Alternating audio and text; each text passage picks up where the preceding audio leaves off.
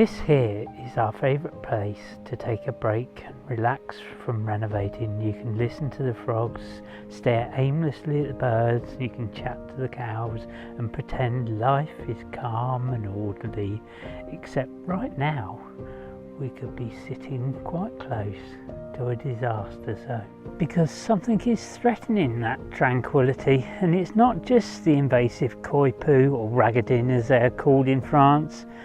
It's several other culprits. You see, our lake sits several metres higher than the road, and if ever this stone wall gives up, it'll go flooding down that road very quickly, and our neighbours won't be very happy with us. I'm just pulling up all of this barbed wire, rusty fencing. Oh, the post has come out the floor. So yeah, if the deer can jump through it, the cow can fall through it. But what's really magical about this little track, or chemin as the French call it, is the bench behind me. Once you sit down on that little bench, the shade that this offers us is, oh, it's truly amazing, really. You can listen to Woody the woodpecker, or you can watch Mother Duckling and her little babies. You can watch all the dragonfly. Yeah, it's such a magical place to be. It's really hard to sort of go back to renovating once you've sat down for like a couple of minutes. Yeah. Oh, it's so hard, I can tell you now. But for a couple of days of the year, it's a different matter entirely, because we get some heavy machinery using this track. Well, it's a wall basically, isn't it? Let's face it.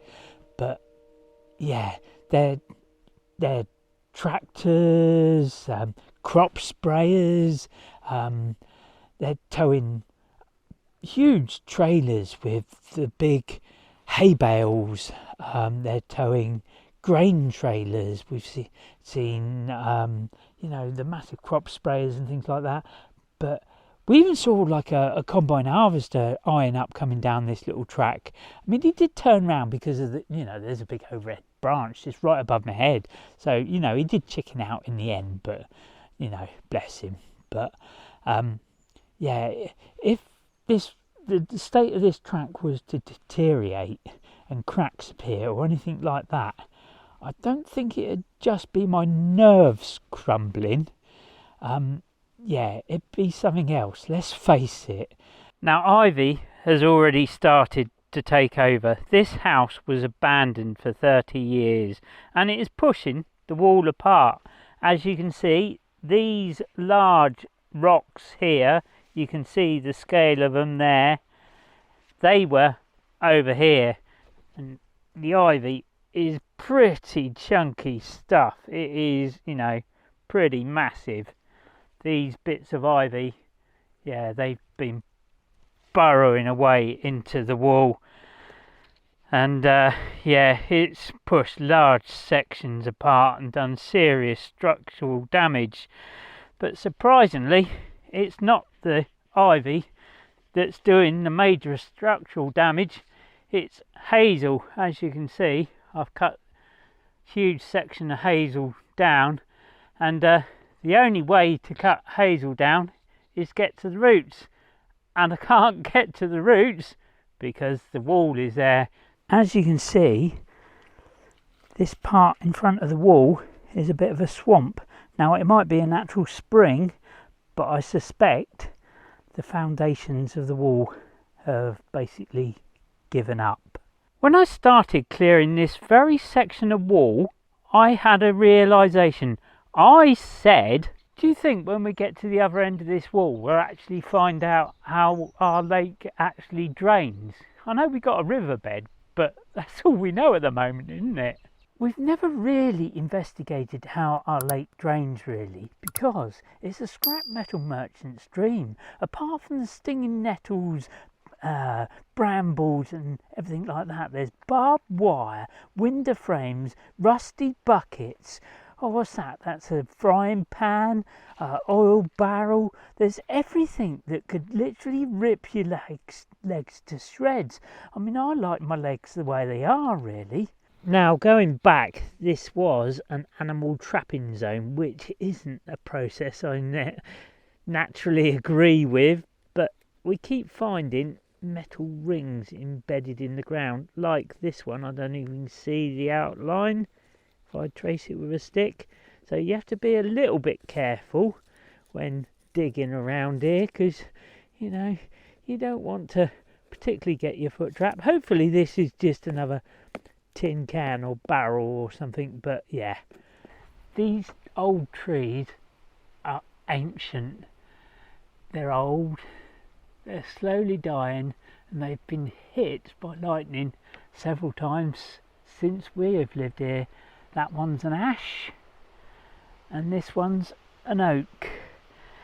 Yeah, there's an old saying, 50 years growing, 50 years dying, and 50 years lying on the ground and rotting. Well, these ones are sadly long past that, but they're still here. So, but if they were to fall, they'd take out power lines, they'd take out the barns, and they'd take out the lake itself. So, yeah, but they're still going.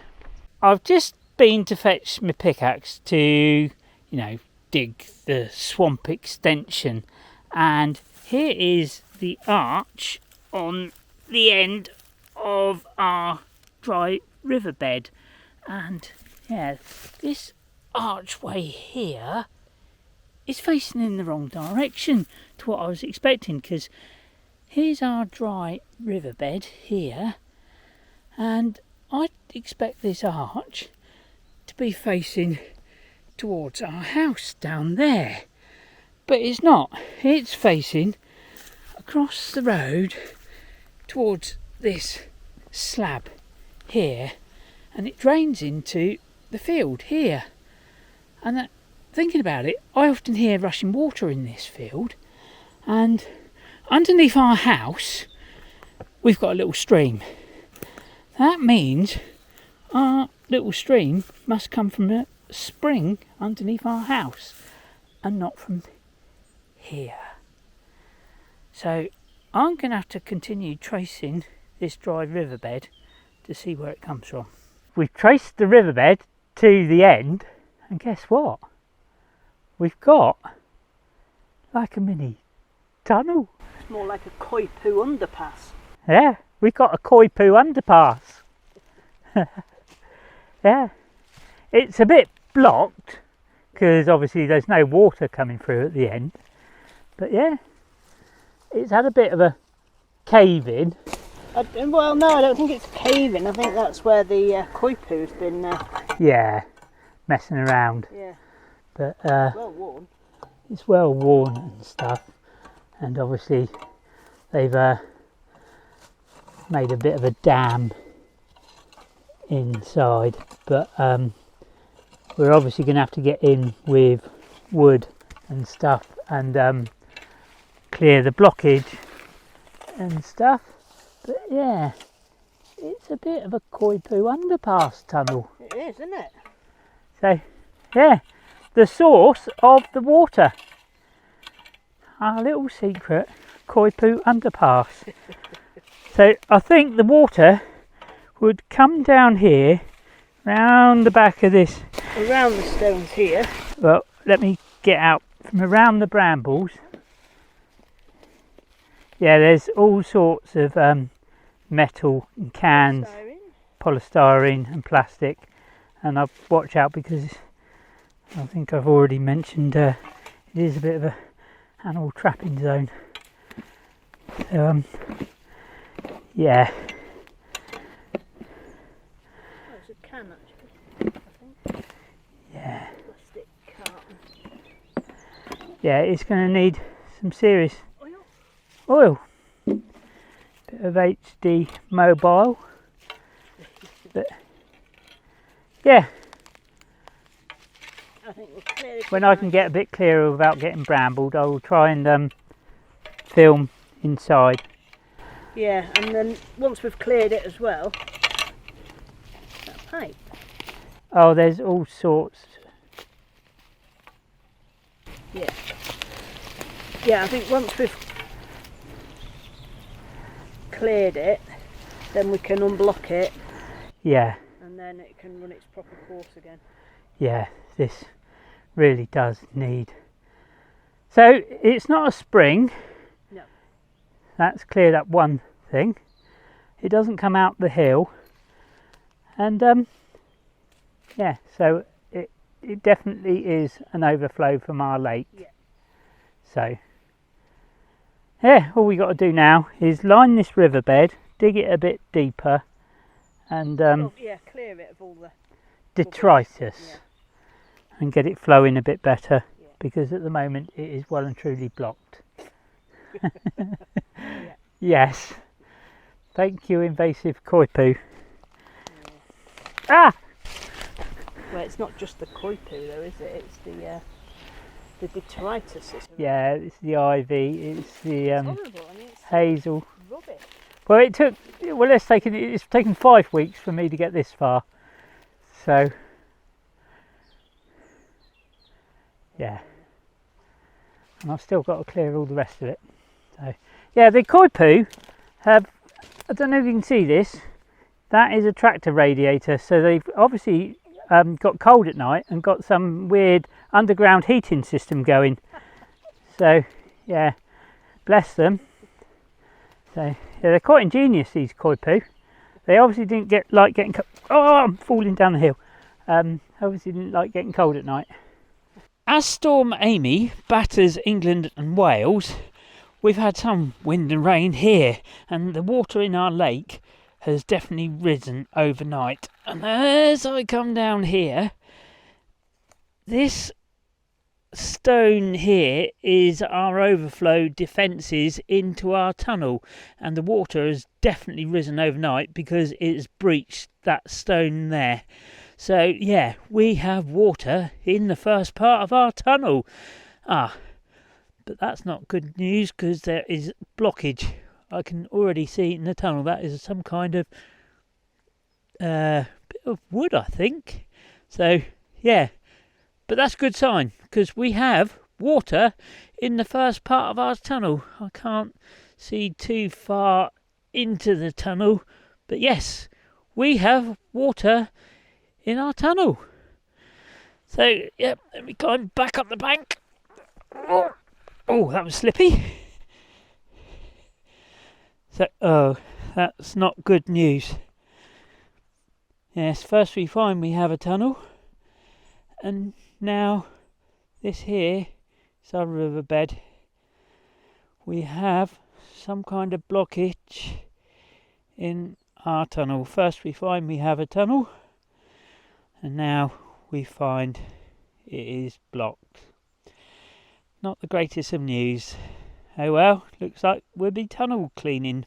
I've managed to dig out this waterway quite a bit deeper. Now there were metres of ivy, bramble root and everything like that, and something had been making a nest in there. There was plastic bottles, string, rope and all sorts in there. So yeah, it was probably the Coypu. But I've started to dig this trench, and I had to use every tool in my arsenal to get this trench deep as I could, because the soil was like cement and it was full of every possible root you could imagine. It was dense with root, but I don't actually quite know how deep to dig this trench yet, because I managed to get to the swampy bit at the end. I'm calling this trench the swamp extension, but I haven't actually dug the swamp out yet, and the swamp isn't actually making much of an attempt at draining. I mean, come on, at least make some sort of attempt. But anyway, I've got to dig this swamp out, and I might have to dig it out, quite a way yet. I don't know. So, but the real problem is I'm now in pain, because over the years I've really smashed my body to pieces. I broke my shoulder, I broke my back, I broke my arm, I broke my hand.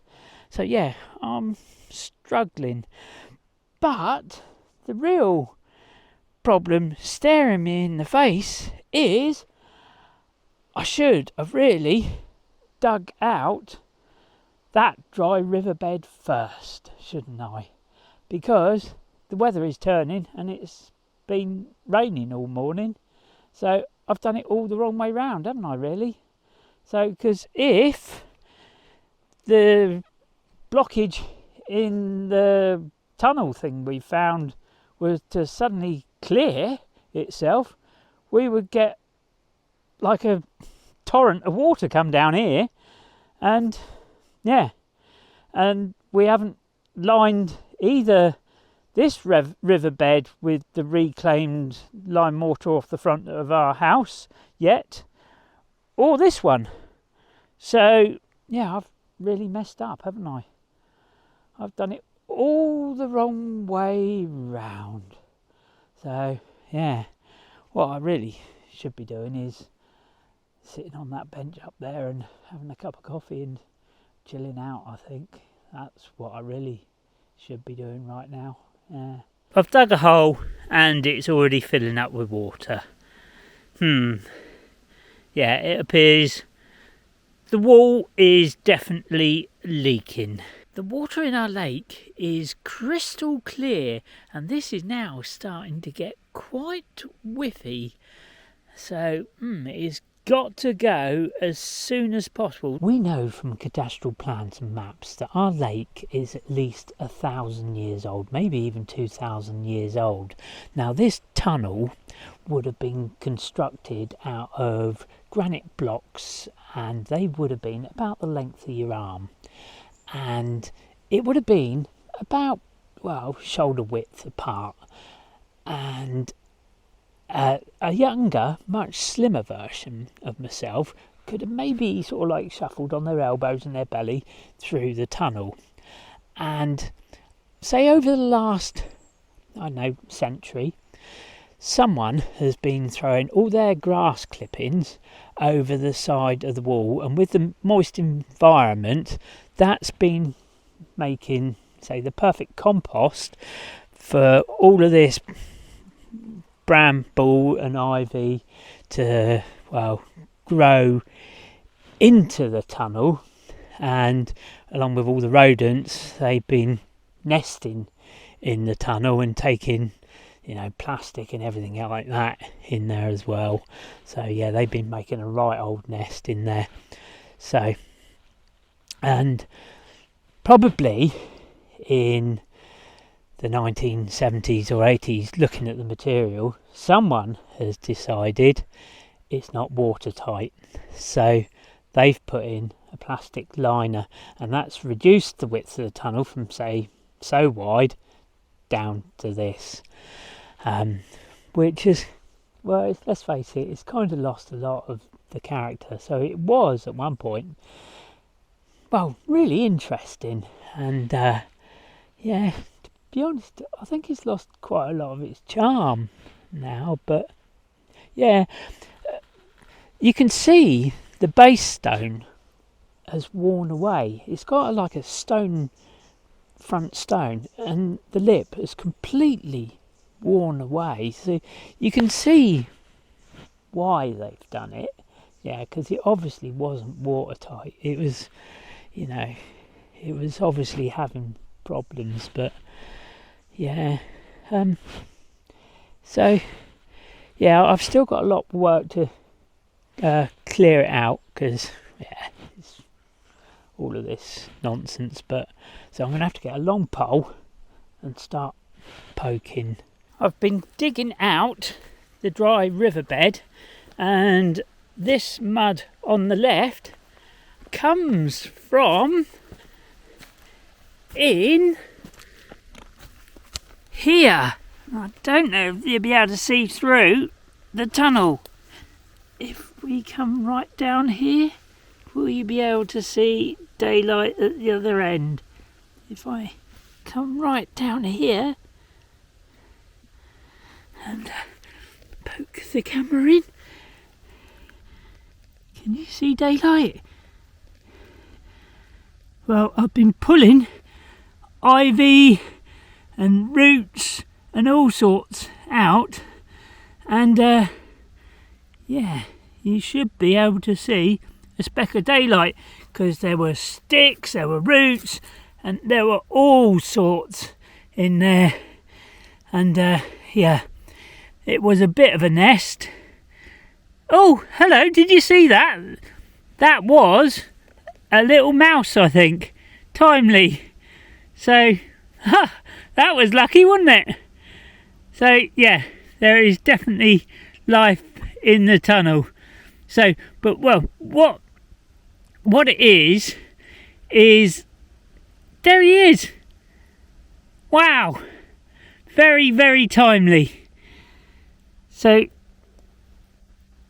oh, don't know if that caught on camera, but yeah, there is definitely life at the other end of this tunnel. He's coming down the tunnel for us. Yeah, amazing. But so yeah, so there is life using the tunnel, and I hope we caught that on film. That was amazing. But yeah, so basically what there is there's a piece of slate at the end of the tunnel, and I'm getting damp knees, and it regulates how much water comes down the tunnel. And yeah, but the water has to come over the top of that piece of rock and slate, and hopefully now, once the water rises, we will get water coming down this tunnel. So hopefully all should be good now. Well, I'm a happy boy, because that is all the riverbed lined with lime mortar and reclaimed sand. So all we got to do now is wait for the winter season. Well, I've been incredibly busy. Mandy's also been incredibly busy. All of this hazel is going to get cut up. It's either going to go on the fire, or, including this big pile here, that's going to go through the shredder. There's a big pile here that's going to go on the fire, and she has been clearing the front garden. That is laser level flat, and that was just completely overgrown and, well, full of detritus, metalwork and all sorts. So that's going to be a lovely patio area with tables and chairs and parasols and everything like that for entertaining, well, the whole neighbourhood and friends. So yeah, she's been very, very busy. Tidying up after you. Yeah, thank you very much. She's a very good girl, isn't she? We've been enjoying the outdoors this week. Yeah, Mandy's been clearing the garden and I've been working on the wall. And to be honest, I'm going to leave a lot of the wall to next spring, because there's still an awful lot of bramble and ivy and stuff like that. And I've just discovered there's some more wheels, there's some tractor buckets and stuff like that. A lot of stuff. There's some heavy stuff to clear. Yeah. So, but the wall is, well, it's looking a lot better, yeah. And the waterway is now clear and functional, and we're waiting for the water level now to rise. Well, so rain's coming next week, so yeah, so we don't know whether it's actually functional until the rain arrives, basically. So well, we've got to wait and see now, but we think it's going to work. Yeah. So, yeah. So as usual, folks, give us a bit of the like and subscribe. He does like that. Yeah, and there's a new hype facility, so if you can find that, yeah, give us a bit of that as well. So as usual, folks, we'll see you next time. Yeah. Au revoir.